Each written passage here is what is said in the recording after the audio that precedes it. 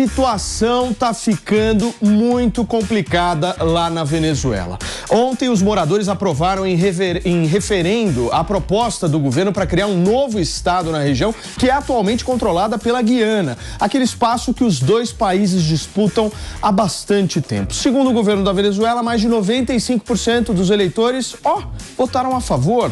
O resultado acirrou as tensões na região e os temores pelo risco de um conflito armado local cresceu. Detalhe importante nessa história para vocês, hein? O Brasil já reforçou a presença de militares no norte de Roraima, região que faz fronteira tanto com a Venezuela quanto com a Guiana. Não significa que o resultado do referendo, o Estado da Venezuela está autorizado a anexar a região que representa mais de 70% do território da Guiana, que tem uma área maior que a da Inglaterra. Mas a gente pode dizer que é um passo a mais para tomar o controle desse território. Nesta segunda-feira, o presidente venezuelano, o ditador Nicolás Maduro, falou de uma vitória esmagadora. Já a oposição venezuelana acusa Maduro de estar usando esse assunto como uma verdadeira cortina de fumaça para as eleições que o país vai realizar no ano que vem. A gente vai trazer essa discussão para cá para poder entender como é que vai ser a postura do governo brasileiro, como é que vai ficar a história do Essequibo, certo, meu querido Fabrício Nates? Que meu espanhol está adequado, meu amigo? Essequibo, tá corretíssimo. Essequibo. Paulo, você falou, não tem erro. Obrigado, meu querido. Aliás, uma região muito pequena, né, turma? Primeiro, bom dia, Miriam Spritzer, Nelson Kobayashi, Felipe Monteiro. E hoje temos ele, vindo direto do espaço. Ele que conversa da mesma forma com Margot Robbie e Felipe Monteiro. Obrigado pelo convite aí, Paulinho. Sejam bem-vindos. Escuta, vamos tentar entender o seguinte. Em primeiro lugar, postura do governo brasileiro, positiva ou negativa, Nelson? Negativa. Deveria ter uma posição mais firme, Paulinho. O Brasil, como uma liderança na região, aqui na América do Sul, tem que ter uma postura firme, mais bem definida e muito mais clara para proteger a soberania do Estado da Guiana. Pode ser o Maduro companheiro do Lula, eles podem ter a mesma ideologia, podem ter outros pontos em comum, mas neste caso o que a gente precisa manter é a posição do Brasil como uma liderança diplomática na América do Sul para proteger a soberania, não da Guiana, mas dos estados. Porque se abre mão para a Guiana, vai estar abrindo mão para qualquer outro futuramente também. Então, o Brasil está se colocando numa situação de neutralidade, está falando para eles se resolverem. O presidente Lula dá algumas declarações insinuando que o Maduro não faça isso, mas de uma maneira muito tímida ainda. Eu acho que o Brasil deveria ter uma posição mais firme, mais contundente contra essa vontade do Maduro. Muito bem. Miriam Spritzer, por que essa região, depois de 2015, gerou interesse da Venezuela desse jeito, hein, minha amiga? Olha, essa é uma boa pergunta. Eu não sei, na verdade, por que gerou interesse. Essa foi, de fato, algo que eu nunca entendi muito porquê. E eu acredito que o Maduro tem maiores preocupações dentro do território dele do que tentar ocupar outros territórios que não pertencem a ele. Agora, eu acredito que é uma dessas coisas que o Maduro gosta de fazer, que é criar um caos na região, até para não chamar atenção às falhas do seu próprio governo. Então, isso também vai criar uma situação, porque todo mundo sabe que as Guianas fazem parte, né, de outros países aí pelo mundo, e vai criar uma tensão mundial aí junto com a Venezuela. Então, não necessariamente é só a Venezuela que está aí, a Venezuela tem seus aliados pelo mundo, e é uma situação de o Maduro criar mais caos dentro da região dele, que não chame atenção às suas próprias falhas do governo da área da Venezuela mesmo. Ô Mi, eu acho que depois de 2015 tem um fato que foi determinante nessa história, que foi simplesmente o encontro de uma reserva petrolífera gigantesca que abriu os olhos de toda a galera, inclusive dos Estados Unidos, viu, senhor? 11 bilhões de litros. E sendo explorado por empresas dos Estados Unidos.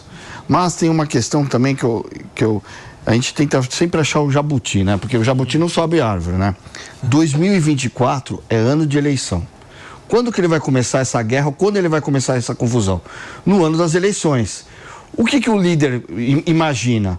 A civilidade entre a sua população, que ontem foi dado um referendo e o referendo foi mais de 10 milhões de eleitores, ou 10 milhões, 13%. Mas 95% das pessoas foram de acordo com o referendo conforme ele gostaria que fosse, né?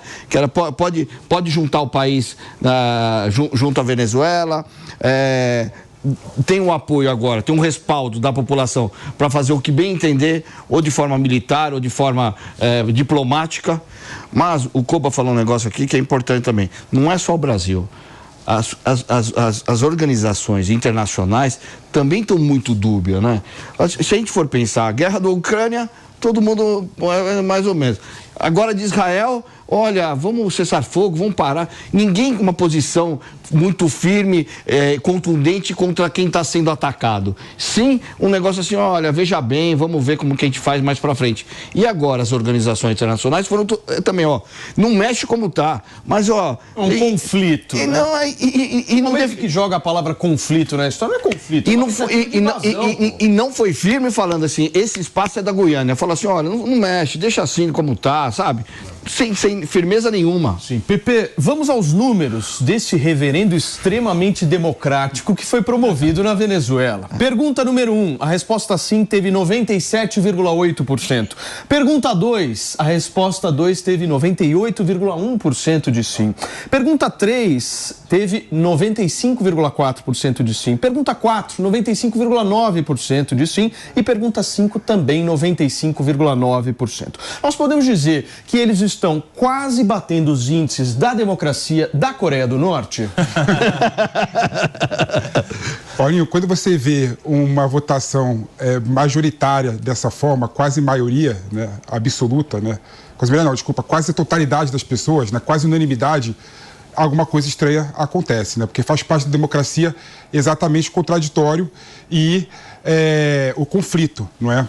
Agora, um ponto interessante que eu concordo aqui com o Wilsinho, não é que realmente o Maduro e a Venezuela está vindo num momento muito ruim, né? Os níveis de popularidade do Maduro e do governo está caindo, não é? O nível de descontentamento do governo está caindo e o Maduro certamente está buscando a unidade nacional na Venezuela, visando as eleições do ano que vem, não é? E esse tema, querendo ou não, a maioria da população realmente concorda, a oposição, a situação, todo mundo concorda. Tanto é que a oposição, ela não está criticando o plebiscito em si, ela está criticando a forma como Maduro está usando o plebiscito para se autopromover, né? O que realmente é um problema, tendo em vista as eleições de 2024, ano que vem.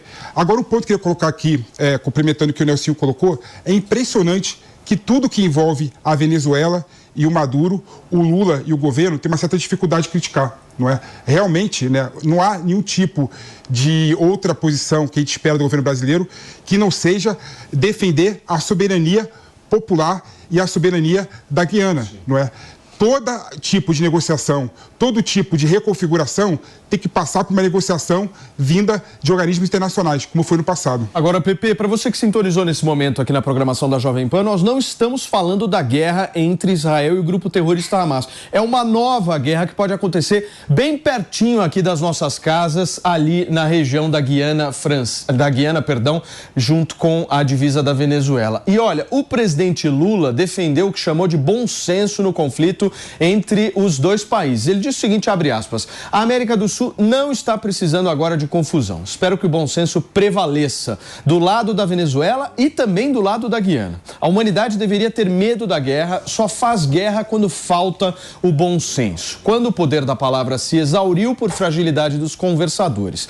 Vale mais a pena uma conversa do que uma guerra, é o que disse o presidente Luiz Inácio Lula da Silva. Agora, eu quero ir direto para a neve, meus amigos. Coloca aqui na tela, por favor, o homem das neves desta emissora, Luca Bassani, já está conectado aqui com a gente, para a gente poder entender, Luca, como é que está repercutindo na Europa essa possibilidade de guerra aqui na América do Sul, meu amigo, perdão. Bom dia a você, Paulo, a todos que acompanham o Morning Show. Realmente, falam um pouco dessa questão, considerando as duas guerras que nós temos no mundo e que são mais próximas da realidade europeia. Exemplo da guerra da Ucrânia, que ainda continua, por mais que tenha saído das manchetes durante os últimos 2 meses por conta da guerra no Oriente Médio, ela ainda acontece. O presidente Zelensky fazendo apelos contínuos para que a ajuda da OTAN não se cesse, principalmente os americanos com esses orçamentos que sempre trazem problemas nas votações bipartidárias. dentro do Senado, principalmente. Nós vemos que a guerra no Oriente Médio, como sempre, ela também tem sido endereçada, com várias manifestações acontecendo, mas isso, na questão de Essequibo, a questão relacionada à Venezuela, também figurou entre as principais matérias nos jornais europeus. Eles dizem que esse referendo não tem legitimidade, muitos até contestam como que é a democracia na Venezuela, como esse Estado que se diz democrático é tão pouco democrático, considerando as últimas eleições que tiveram, inclusive, alguns observadores internacionais comprovando o sistema fraudulento de voto, ao mesmo tempo em que dizem que isso é uma violação clara da soberania nacional da Guiana, até colocando este fato em comparação com o que a Rússia fez na Crimeia durante o ano de 2014, anexando unilateralmente com um referendo que não foi reconhecido por ninguém, um território que acredita historicamente pertencer a você. No caso da região de Essequibo, é algo que vem ainda de mais tempo durante a história. 1899, um acordo firmado em Paris, o que delimitava as fronteiras entre o então Estado já independente, Estados Unidos da Venezuela, e as colônias britânicas, a Guiana Britânica, que era no caso a Guiana que nós temos hoje como país independente, e isso mostra também os interesses econômicos e políticos do governo Maduro nessa região que é rica em minérios, que é também pode ser muito forte no setor da agricultura, além de ter sido declarada como uma região rica em petróleo a partir do ano de 2015. Como o PP acabou de falar, isso é realmente verdade. A preocupação para o ano que vem, ela é relacionada às eleições internas, que mostram a baixa popularidade de Maduro, e que, se ele permitir sim a oposição se organizar, há candidatos fortes que poderiam, em algumas regiões-chave, desbancar o chavismo, desbancar o Maduro, e essa questão da política externa é utilizada não só por Maduro, mas por outros políticos ao longo da história para combater esse momento de impopularidade, exemplo do que o próprio presidente Putin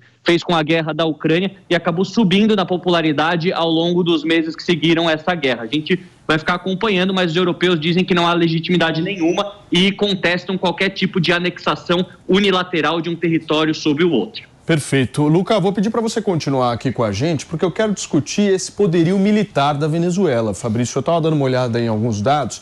É assustadora a diferença do poderio militar da Venezuela para a da Guiana. Só para vocês terem uma ideia, nós estamos falando aí de 120 mil soldados venezuelanos prontos, 220 mil milicianos prontos, e do lado da Guiana, 3.400 soldados. Essa é a disparidade de números na questão militar. Ou seja, o que eu quero dizer com isso? Se não houver interferência internacional e as potências não agirem, a Guiana vai ser atropelada, Fabrício. Pois é, isso não é nem necessariamente porque o exército da Venezuela é extremamente muito bem preparado, mas sim porque a Guiana é um país muito pequeno. A população inteira da Guiana dá 800 mil pessoas. Isso é o que? A zona sul de São Paulo, menos até. É muito pouco, e a Venezuela é um país já muito maior, com uma população de fato muito maior. Há expectativa de que a Guiana autorize a entrada ali de bases estrangeiras, americanas, britânicas, no seu território ali em Essequibo, justamente para tentar ali afastar um pouco esse interesse da Venezuela de entrar no território. Mas não se sabe muito bem como é que isso vai ser feito. Isso com certeza aumentaria a tensão. Acho que não é interessante para ninguém. Aliás, até o próprio Maduro fala, oficialmente pelo menos, né? Ele diz que essa é uma questão que tem que ser resolvida entre os dois países, diplomaticamente. Tá ali tentando jogar já uma sinalização que vamos evitar o conflito, vamos dar o que a gente quer aqui, vocês ficam no canto de vocês. Como que isso vai acontecer? É difícil a gente dizer, mas tem dois factoides, né, Paulo? Essa linha política é interessante para o Maduro ter esse apoio a essa união nacional num ano antes de eleição, se de fato acontecerem as eleições na Venezuela ano que vem, mas a questão financeira, são 10 bilhões de barris em Essequibo, é mais do dinheiro e poder. É mais do que a reserva do Kuwait, que é um país muito ligado ao petróleo, né? É muito. Paulinho, pra você ter uma ideia, são 215 mil habitantes Essequibo. Quanto que tem? 800 mil, ou seja. Não, mas naquela região onde eles querem invadir, são 215 mil habitantes. Quantos militares tem na Venezuela? Tem 130 militares, 130 mil e 220 mil milicianos cadastrados. Tem mais miliciano e militar. Mas é bom lembrar, Paulinho, que o governo da Venezuela, né, é um governo que está sustentado no militarismo. Né? Ou seja, o Maduro e o Chávez investiram muito incentivo, aviões, na evolução, caças, inovação nas Forças Armadas. Exatamente. Olha, gente, sobre esse assunto, a gente vai bater um papo agora com Danilo Porfírio, que é especialista, inclusive, em relações internacionais e vai tentar entender junto com a gente o que está acontecendo. Professor, muito obrigado, viu, por ter aceitado o nosso convite. Eu quero entender de você um pouco da tua visão e se realmente é um blefe do Maduro essa história. Paulo, bom dia a todos. Aqui eu vou fazer duas pontuações sobre o Maduro. O presidente Nicolás Maduro preside hoje um país que está numa longa, eu repito isso sempre, uma longa, profunda e catastrófica crise econômica, com dimensões humanitárias, né, de crise humanitária, tanto que Roraima recebe imigrantes, refugiados da Venezuela, passa por uma situação política extremamente sensível, inclusive os americanos estão condicionando a compra de petróleo da Venezuela e também suspensão de sanções vamos dizer, a restauração de uma ordem democrática na Venezuela. E aí o que acontece? Ele usa essa retórica de uma ação contra a Guiana como uma patriotada, como uma forma dele criar uma cortina de fumaça, ocultar os reais problemas e fazer com que a população volte suas atenções para um falso problema histórico. Lembrando, essa questão de Essequibo remonta ao século XIX, anteriormente à própria existência da Venezuela, aquela região que hoje é a Guiana e o Suriname, foram ocupações da Holanda desde o século XVII. No século XVIII, a região que hoje é a Guiana passa a ser colônia inglesa, britânica. Uhum. Com a independência das colônias espanholas na região, aqui eu estou falando especificamente da criação da Gran Colômbia, que era um país liderado por Simão Bolívar, que compunha Colômbia, Venezuela, Equador e Panamá, mais ou menos isso nos anos de 1830, a Gran Colômbia já começa a ter problemas de invasão de britânicos na fronteira, vamos dizer assim, oriental da Gran Colômbia, que hoje seria a fronteira oriental da Venezuela, em relação a mineradores britânicos em busca de ouro. Hoje é a questão do petróleo. A última tratativa sobre questões territoriais, já com a Venezuela na década de 60 do século XX, ainda foi com a Guiana enquanto colônia britânica, porque a independência da Guiana só aconteceu em 63. Então, o que nós temos que observar aqui são basicamente duas coisas. Maduro traz essa patriotada para ocultar as mazelas, inclusive ele fala muito de imperialismo, sim, porque a ExxonMobil é que explora o petróleo na Guiana, na região de Essequibo, e, obviamente, ele está querendo criar condições para negociar com os americanos formas de se atenuar além da eleição. Está criando dificuldade para vender facilidade, né? Isso, inclusive querendo o quê? Criar formas de se discutir atenuamento das sanções americanas que estão impostas desde o reconhecimento, sim, do regime enquanto forma ditatorial. Né? Sim. Professor, muito obrigado, viu, pela sua participação. A gente contou aqui com a colaboração do Danilo Porfírio, ele que é especialista em relações internacionais, para a gente tentar entender o que pode acontecer nos próximos dias. Valeu, professor, um abração.